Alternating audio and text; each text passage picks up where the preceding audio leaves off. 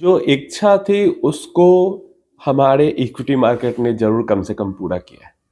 Mid market में तो कम से कम ज़रूर पूरा किया। मतलब इच्छा थी कि अच्छा खासा ग्रीन में ईयर का क्लोजिंग मिले, मार्केट में ईयर का क्लोजिंग अच्छा खासा ग्रीन में मिले। तो देखते हैं अब मार्केट क्लोज होने के बाद एडजस्टेड वैल्यू क्या होती है, क्या आती है। मतलब मिड मार्केट में तो फिर भी तो अच्छा खासा में हमें ग्रीन में सारे इंडेक्स देखने को मिले हैं। और मिड मार्केट में तो एक टाइम पे 1% से ऊपर मिड स्मॉल भी चल रहे थे और लगभग 1% टच भी करने वाला था निफ्टी, लेकिन फिर वापस नीचे भी आया है।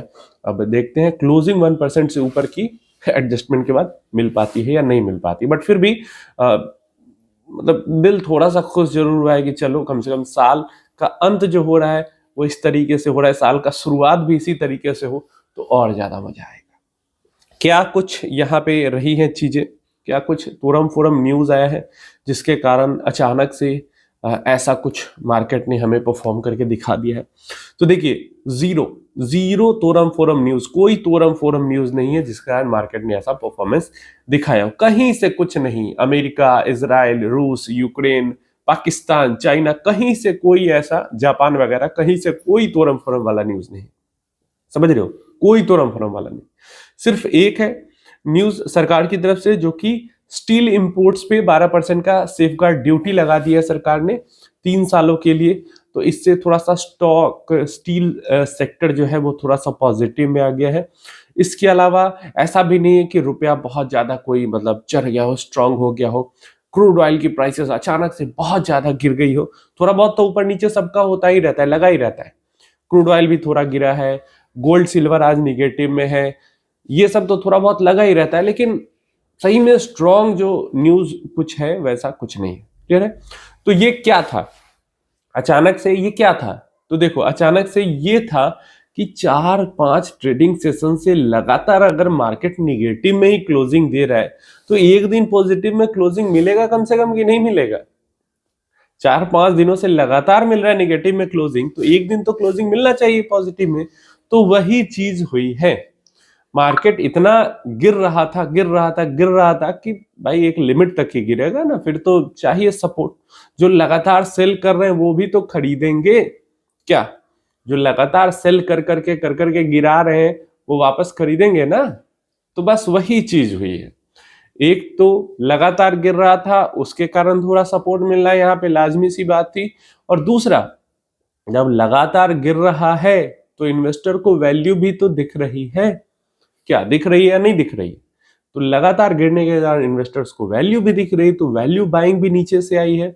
और खासकर mid cap small cap segment के अंदर अच्छी खासी बाइंग है, क्योंकि स्मॉल मिड वगैरह ज्यादा पिटे हैं पिछले 5-7 दिनों में, जो लगातार ट्रेडिंग सेशंस में फॉल आया है, तो उनके अंदर अच्छी बाइंग आई है। आज के दिन के दौरान इंट्राडे में आईटी सेक्टर सिर्फ ऐसा सेक्टर है जो हमें रेड निशान में देखने को मिला है। ठीक है, दिन के दौरान आईटी सेक्टर रेड में था, नहीं तो बाकी सारे जो सेक्टर्स थे वो पॉजिटिव में देखने को मिले हैं। ईटीएफ्स के अंदर तो भयंकर ही कुछ मिसमैच चल रहा था। जैसे निफ्टी 500 मोमेंटम 50 एक टाइम पे मिड मार्केट में मैं चेक कर रहा था तो 0.8% ऊपर था, और मोतीलाल का जो निफ्टी 500 मोमेंटम 50 ईटीएफ है वो 0.8% नीचे था, निगेटिव में था। समझ रहे हो, जो ईटीएफ जो इंडेक्स है वो पॉजिटिव में 8% और जो ईटीएफ है वो निगेटिव में 8%। तो ये बड़ा मिसमैच चल रहा था। वैल्यू ईटीएफ के अंदर में इतना मिसमैच हमें नहीं देखने को मिला है। तो ओवरऑल जो मार्केट सेंटिमेंट है वो ऐसा नहीं है कि बहुत ज्यादा स्ट्रांग हो गया है। डेफिनेटली 26,000 के ऊपर है मार्केट, तो ये एक पॉजिटिव पॉइंट जरूर है, लेकिन उस तरीके का कुछ मोमेंटम स्ट्रांग मार्केट के अंदर नहीं दिख रहा। दिखता तो मैं बताता कि इस कारण से हमें दिख रहा है कि ये मोमेंटम बन रहा है, लेकिन ये मोमेंटम बनने से ज्यादा ऐसा फील हो रहा है कि ज्यादा गिरने के कारण एक जंप आ गया। बस फील मार्केट को लेकर अभी के लिए ऐसा ही आ रहा है, लेकिन आगे का ऐसा फील नहीं होने वाला है। क्यों?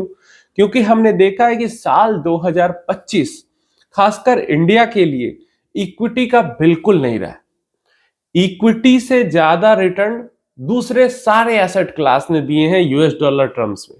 इक्विटी से ज्यादा रिटर्न दूसरे सारे एसेट क्लास ने दिए हैं। खासकर इंडिया के अंदर तो भाई सिल्वर और गोल्ड का ये साल रहा है। सिल्वर गोल्ड में भी सिर्फ सिल्वर का ये साल रहा है। तो आने वाला जो साल है 2026, क्या वो इक्विटी के लिए का रह सकता है? मुझे लगता है डेफिनेटली 2026 के अंदर जब हम इस टाइप का वीडियो बना रहे होंगे दिसंबर के महीने में लास्ट में, तो हम यही बात कर रहे होंगे कि साल 2026 इंडियन इन्वेस्टर्स के लिए इक्विटी का रहा।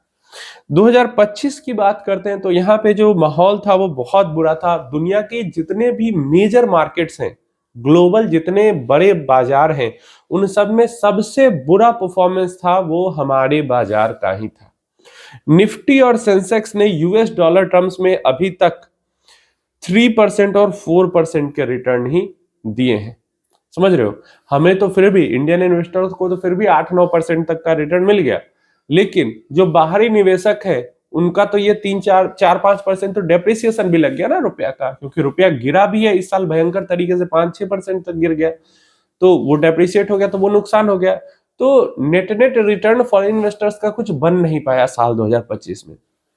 यही इस साल का टॉप परफॉर्मर साउथ कोरिया का कॉस्पी इंडेक्स रहा है। कॉस्पी इंडेक्स ने इस साल 81% का रिटर्न दिया है यूएस डॉलर टर्म्स में, 81% का। सेकंड नंबर पे ब्राजील रहा है, 48% का रिटर्न है यूएस डॉलर टर्म्स में। डैक्स जर्मनी 38% रहा है। उसके बाद यूरोप का स्टॉक्स, जो कि स्विट्जरलैंड में है लेकिन इसके अंदर और भी कंट्रीज, मतलब लगभग यूरोपियन इंडेक्स की तरह इसको समझ सकते हो, 32% का रिटर्न रहा है। एफटीएसई यूके का 30%, हैंगसेंग 28%, निक्केई 27%, जापान हमारा 27% का रिटर्न इस साल मिला है जापान में यूएस डॉलर टर्म्स में। सीएसई हमारे पास आ जाता है 25%, चाइना आ जाता है 23%, नेस्डेक एसएनपी ये सब 20% और उससे बिलो रहे। तो जो ये सब जितने मार्केट की हमने बात की, ग्लोबल मेजर मार्केट, इसमें सबसे बुरा परफॉर्मर था वो इंडिया था और सेकेंड वर्स्ट परफॉर्मर यूएस रहा है। अब यूएस को सेकेंड वर्स्ट परफॉर्मर कह सकते हैं, लेकिन फिर भी उसका डबल डिजिट में रिटर्न रहा है। जैसे स्मॉल कैप जो इंडेक्स है रसेल 2000 स्टॉक्स का इंडेक्स है अमेरिका का, उसका रिटर्न 13% का रहा है। और डाउ जोन्स एक तरीके से लार्ज कैप इंडेक्स वहां का समझ सकते हो, 14%। और S&P 500 को समझ सकते हो आप निफ्टी 500 की तरह, और नेस्डेक निफ्टी आईटी की तरह आप इसको समझ सकते हो, नेस्डेक 100 आईटी इंडेक्स की तरह। तो लगभग 22% का फिर भी नेस्डेक का रिटर्न रहा है। सब के सब अमेरिकन इंडेक्स ही है। तो ओवरऑल अमेरिका का जो रिटर्न रहा है स्मॉल से लार्ज तक, वही 10% का डिफरेंस है, 10% से लेकर 20% तक का रिटर्न बना है। लेकिन निफ्टी और सेंसेक्स का 3-4% का बस रिटर्न रहा है, 5% से भी बिलो में ये सब रह गया। बाकी सब तो एकदम तुरम फुरम रिटर्न रहा है। अभी देखिए 2025 का हाल ये है, 2023 के अंदर अगर हम देखते तो हमारा मार्केट काफी ज्यादा आउट परफॉर्म कर रहा था। 2024 के अंदर भी ग्लोबली हमारा मार्केट बहुत ज्यादा आउट परफॉर्म कर रहा था, और इसी कारण से हमारा मार्केट हो गया बहुत ज्यादा ओवर वैल्यू। हमारी अमेरिका का मार्केट भी हो गया बहुत ज्यादा ओवर वैल्यू, और बाकी मार्केट्स हमारे मार्केट्स के मुकाबले में अंडर वैल्यू दिख रहे थे। अर्निंग्स भी उस तरीके की आ नहीं रही थी अभी पिछले कुछ क्वार्टर से, तो हाल बुरा था। लेकिन अभी के टाइम पे अर्निंग्स भी इंप्रूव हुई है, गवर्नमेंट की तरफ से भी टैक्सेस कट हुए हैं, और Q3 के रिजल्ट से बहुत ज्यादा एक्सपेक्टेशन है दूसरे लोगों को भी है, और खासकर मुझे भी है कि इस क्वार्टर में जो नंबर्स है वो काफी अच्छे आने चाहिए, और देन उसके बाद कंपनीज का परफॉर्मेंस और ज्यादा हमें अच्छा यहाँ पे देखने को मिल सकता है, और बहुत ज्यादा, मतलब पिछले क्वार्टर से ज्यादा उम्मीद है इस क्वार्टर से।